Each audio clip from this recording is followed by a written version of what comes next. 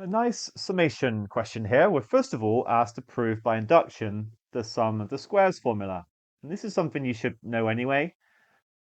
In fact, it is given in the formula book, I remember, but I would say try and learn it. Right, let's go for it. So I'll start at the top and I'll have to move down to the bottom. First thing to do is let n equal 1. We're going to show that the statement is true then. So the left-hand side would just equal 1 squared or 1.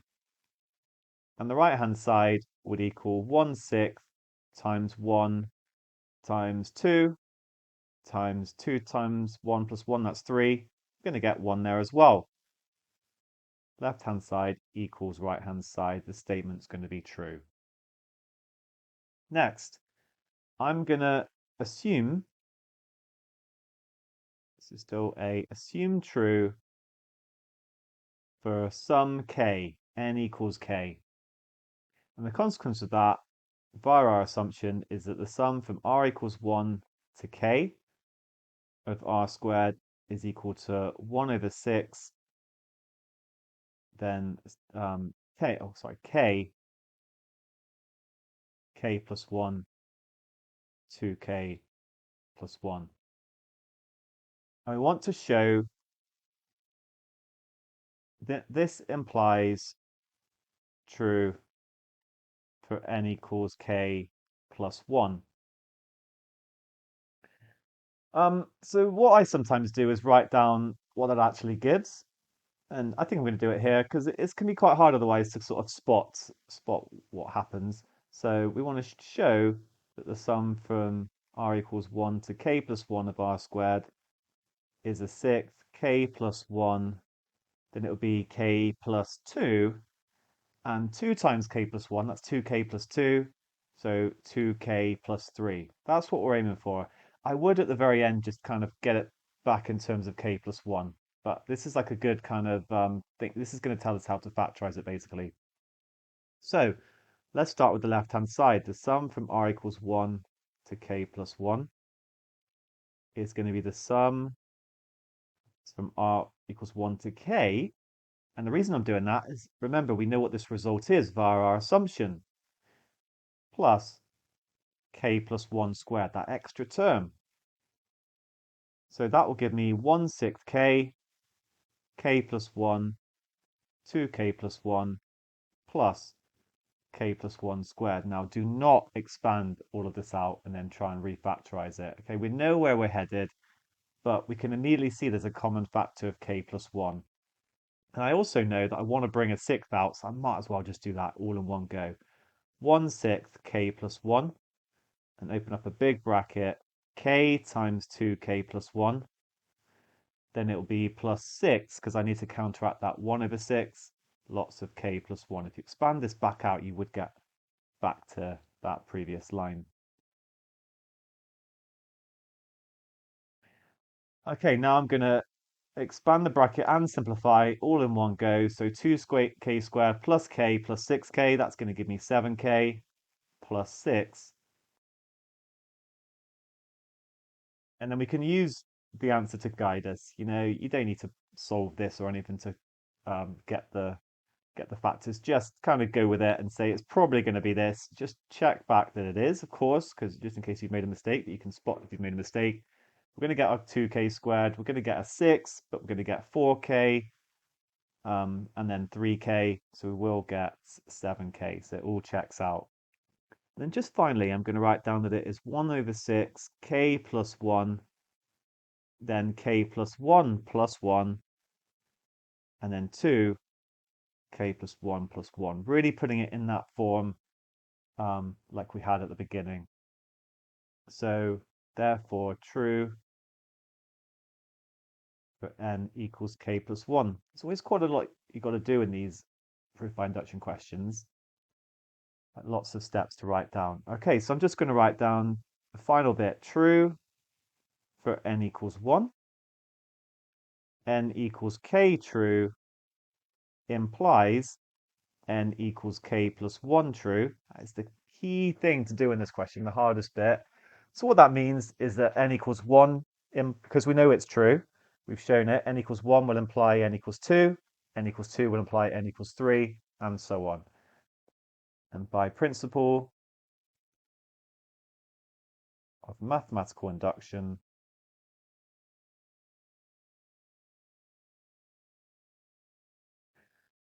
the summation formula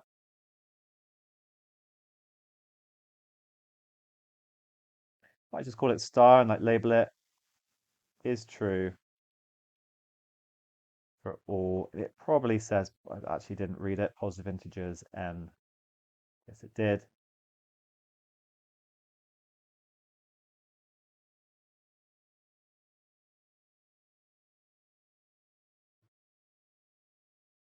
Okay, good job.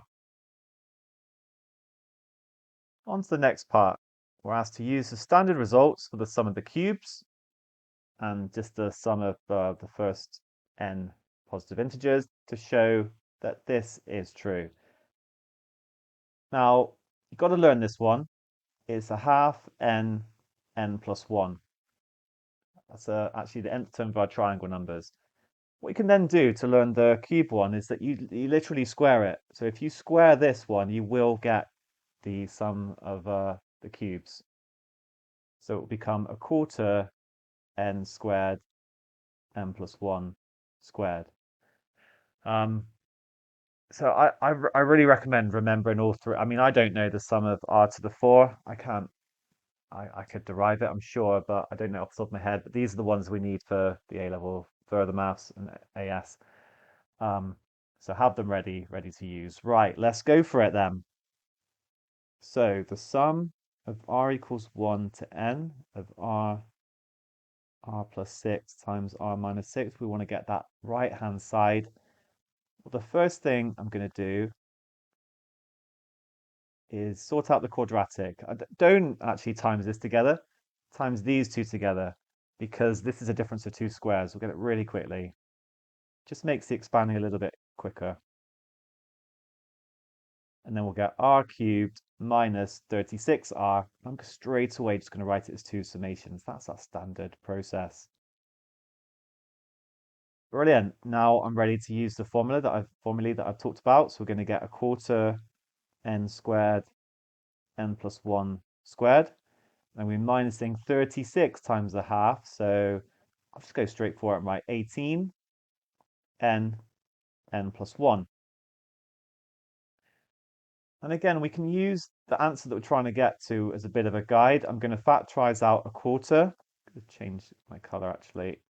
And I'm also going to factorize out n and n plus 1, because then I've got these terms sorted. That will leave me n times n plus 1 for the left-hand term.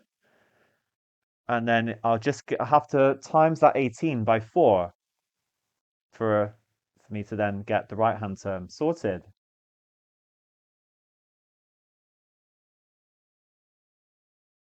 Then we'll have n squared plus n minus 72, which we can factorize. And actually, it's just going to factorize to this. They differ by 1. It's n minus 8 times n plus 9.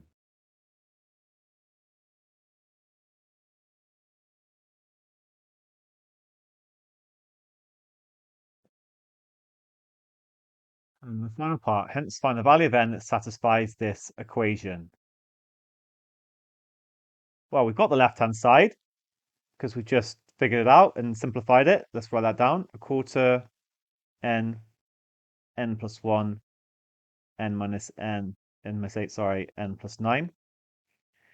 And on the right-hand side, remember we proved by induction that sum of squares formula for r squared. So it's going to be 17 times 1 over 6, or 17 over 6, times n plus 1 to n plus 1. Now remember, n is going to be greater or equal to 1. So we can ignore any solutions to this that are not. And immediately we can divide through by n, because n can't equal 0. And we can divide through by n plus 1, because n can't equal minus 1. Don't have to consider those. So look, suddenly we've gone from what was a quartic on the left-hand side and a cubic on the right-hand side to a linear function on the right-hand side and a quadratic on the left. So you see where this is going. We're going to get a quadratic overall. Going to times through by 6 and 4.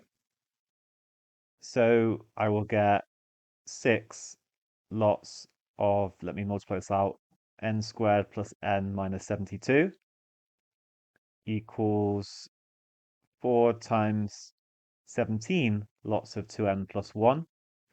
Actually, we can then divide by 2. So I'll make this 3 and this 2. So then 3n squared plus 3n minus 216 is going to equal 68n plus 34. 3n squared minus 65n minus 250 equals 0.